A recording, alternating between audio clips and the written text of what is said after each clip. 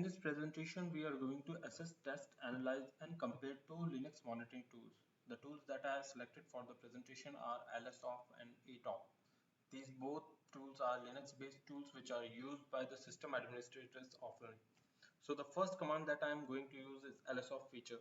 The lsoff command is a Linux-based command which displays the output information about the files that are opened by the processes. These processes are used by the system only. So in order to see the in order to use the lsoff feature, we have to first install the lsoff. So to install, open terminal.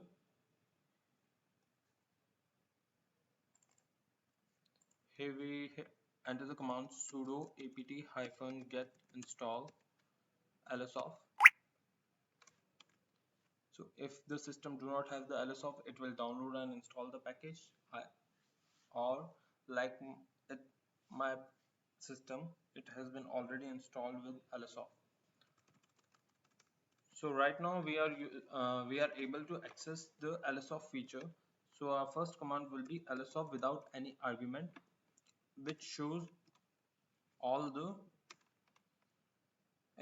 all the processes which are being used by the system. So if you go to the top, here first column is command, which shows the command used to access a particular file. Then there is PID, which is the process ID of that particular task, the user which is using that command to access that file. The FD is the file descriptor. There are several types of file descriptors like CWD for current working directory, TXT for the text file, MEM for the memory file, and so on. Then there is type, the type of that file which is directory or registry or text. Then there is name of that particular file. So the next feature or function of lsoff is to get the help. Here we can see all the arguments which can be used by with lsoff feature. I'll be using some arguments which are lsoff hyphen u. Hyphen u is used for the argument used for using a particular user.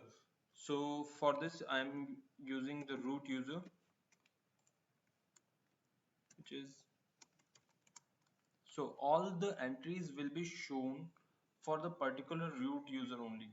So if we hit enter, there will be no other than root user in this file. And if we want to see uh, the entries for a particular process ID, so then we have to use the lsoff-p command with the process ID number, like process ID number 2. So it will show all the entries with the process ID number 2. So the next function of this command is lsoff-t. So lsoff-t, the -t argument is used to access the information about a particular file. Like we say the file is user/bin/bash file, and it will show all the information about that particular file. So it's now showing the process ID. The process ID 3126 is using this particular file by the system. So if we enter the command lsoff-p and then we hit enter this particular ID 3126, then here we see all the entries which are related to this process ID, and here we can see the /user/bin bash file.